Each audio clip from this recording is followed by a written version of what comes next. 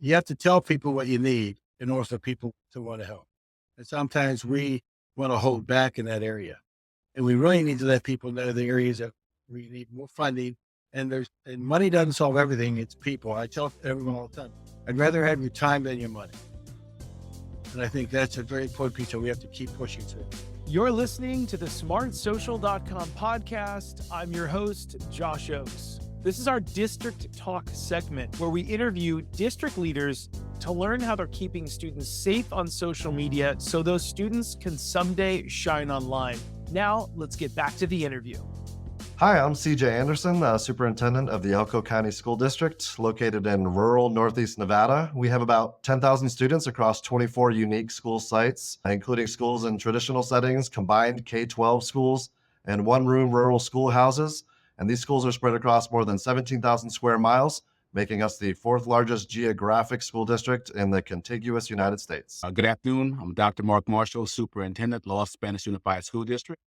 We're in the Central Valley of California. We're the only school district in the city of Los Spanish. We have 11,000 students in 16 campuses. Hi, I'm Dr. Mervin Daugherty. I am the Superintendent of Schools for Chesterfield County Public Schools in Chesterfield, Virginia. We're located between Richmond and Petersburg, about 431 square miles. We have over 65,000 students and 67 schools. In the age of one-to-one that we live in, how are you preparing students for positive technology use both in the classroom and at home? Yeah, Elko County School District is very happy and proud to be able to offer our 21st century learning opportunities to all of our students. We are a one-to-one Chromebook district, but more importantly than putting a device in front of each child's face is helping them understand and effectively use those devices to get the most out of their educational experience. From providing them with the most up-to-date platforms and resources to help enhance their education, to helping our teachers have resources that will help them get instant feedback and that they can provide to their students and help enhance their learning. We're truly trying to grow our students and our teachers to not only have the technology, but make the most use out of it. And something we are very proud of here at Elko County School District is that we actually have a media science program in every single one of our elementary schools, where our students, from the moment they enter into our schools until all the way through, have access to computer science and coding education and instruction, and helping them really just grasp and dive into the way our world is heading and that type of instructional technology. First, it starts with policy. You make sure that our policies are up to date and that our parents, educational partners know what those policies are. The second step in the process is to make sure that our teachers are trained to use instruction, to use the technology as a tool to aid in instruction. Well, you may have those devices, those one-to-one, which we do have, but are the kids using them properly? So we have to make sure our staff can use them properly as the students, make sure that that's done at the same time. The pandemic really helped us go to a one-on-one system, and they helped them understand the responsibilities that they have through everything that we do with our management system is extremely important. And the opportunity to give them the freedom to use the systems for research, for their work, for handing assignments. We're trying to prepare our students for what the future looks like for them in their college or career. And so that responsibility, it's a take home, they have them, and they're responsible for everything about their systems. How have you been successful in increasing parent engagement to help keep students safe on social media? So recently we've put actually a ton of emphasis into providing these resources for our students and for their families. We have unfortunately had terrible things happen in our community from mental health perspective with deaths and suicides. What we felt the need and noticed the need from our parents and students was we just have to have more awareness and more togetherness on how we address those issues. And so just last month, thanks to a new partnership, we were able to offer the first of a series of mental health focused webinars for our staff and parents and kids in our community. And that webinar was actually titled Social Media Protecting Your Child. In that webinar, our parents were able to gain valuable insights into the world of social media, how those platforms work, what's great about them, what's not so great, talk about different types of controls and how we can make sure that while we know our kids are going to have these things available, how do we keep them safe as they navigate and learn how to use those things. Additionally, along with that same partnership, we offer one-to-one parent coaching. We have on-demand courses that are relevant to social media and parenting in those regards. And while I think it's pretty early to say how successful it's been per se, because we did just kind of implement this within the last few months and had our first webinar.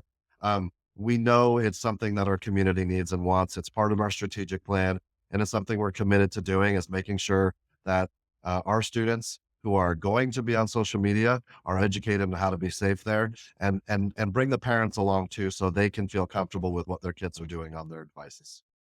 It's been a lot of outreach, reaching out to families, reaching out to to families in terms of a lot of times they reach out to us for help, and so being more proactive in terms of it's like especially when you make that transition from elementary to junior high, we have that transition. That's when you'll see parents start to give kids more access. So what we try to do is we partner, we do parent nights, informational nights, send out information, just in terms of if you're gonna give your kids access to these technology resources, it comes with a price. It comes with responsibility. I think it's a very challenging question for us. We have done a lot of work with our family engagement in our schools with understanding the importance of safety, making sure that they know where their students or with their laptops, where they are with their cell phones, making sure they understand that we are very protective of them on their sites. With our Gaggle Form, we are very protective. They really can't go outside of the systems. And we hope that we prevent some dangers that would occur for our students with the systems that we give them. Are there any stories that might come to mind about any social media incidents that you've been able to get in front of or avoid by being proactive? We all know about different scams and swatting and things that happen, that people do to try to cause fear and panic and that sort of thing. Well, we recently had a social media post that came through and indicated that one of our schools was going to be the victim of an active shooter that day. In my experience there, looking at it, I said, something doesn't seem right about this. Let's do a little research into what this post is. And we found out it was a copycat post, right? So this post that had somehow made its way into our community, we were able to quickly, instead of interrupting our school day and shutting down our schools and bringing in the troops, so to speak, we were able to quickly look and say, hey, listen, this has been utilized 7 times in these different communities and states across the country. We'll do our due diligence and make sure we have police presence, so we're responding to it appropriately. But we were able to really recognize that this was not a legitimate threat in our community. And it was thanks to social media and the ease of using the internet to solve that problem. One, I can think of several, but one that stands out, we received information. And one thing I want to add is that it's critical that you have a good relationship with law enforcement. And we have a great relationship with our local law enforcement. And I can think of an incident where we received reports of a threat on social media directed at one of our sites. Working with local law enforcement, we were able to address it prior to school start the next day. Get notification out to families that we were aware of the threat, that we have identified the person that made the threat, and it had no impact on our school operations. And again, so I can't stress that, you have to have clear policies, but at the same time, you have to have great, a good working relationship with your local law enforcement. We've had several situations with bullying situations that could lead into issues that disrupt the school. We know of situations that happen in the community where social media was picked up, and we were able to prepare for a situation that's happening in the community and prepare for it the next day in school with additional support, with additional counseling. And so we have a pretty active group of people that monitor a lot of our social media. And also our parents are very active in helping us understand things that occur as well. And we'll notify our principal or our district office staff. I think our community is very savvy in the social media area. And so nothing's really a secret when it gets out there. And so we're very proud of the collaboration we have with our community about social media. What would your advice be to other educators and other administrators to work together to create a culture of digital safety and responsibility in their schools? And so for me, it's kind of a 2-part approach. The first is to recognize how we're talking about things. When we talk with our educators or administrators and talk with people in the community, we need to recognize that social media is not a problem created by schools, but it is a problem that makes its way into our schools, right? Like that just exists, and it's not our fault that it comes into our schools, but we have to be able to know how to deal with it. And so we have to be aware. We can't just be reactive. We have to be present and know what's going on. And so that's the first part. And how do we collaborate with our community in addressing that? The other part of it is the manner that we approach technology in general. If we try to approach social media and technology from a viewpoint of how do we control this, how do we limit it, how do we restrict it, we're missing the mark. That is an essential part of our students' lives these days, whether we like it or not. And so we need to come at it from an asset-based mindset and recognize that, yeah, even though some things aren't great about it, we can be proactive and responsibly teach our students how to use it productively and recognize it for the resource that it can be. My best advice would be to update your policies. Make sure that your partners know the policies, and front load them with the information. Because what happens when you do get to that crisis point, you'll be in a better position to deal with what comes out of it. A lot of times when students get in trouble for inappropriate actions, the parents don't take it willingly. They don't accept it. But if you've outlined, here are the policies, here's the expectation, there's not much they can do when it comes to consequences. One, I would make sure you had a protective system, such as we do. There's others besides Gaggle, but one that protects our students and helps monitor situations for danger of students or things that go on between schools, between students. The other one is try to provide as much information as you can through the social media and through workshops and sessions with students and with parents. I don't think we'll ever do enough to keep parents informed, but to help them understand the dangers that are out there and the vulnerability that our students have by being on social media. What are your 1 to 2 biggest social media concerns for the future? The hands down, my biggest concern with social media and really the internet in general is people's ability or lack thereof to recognize the difference between high and low quality information.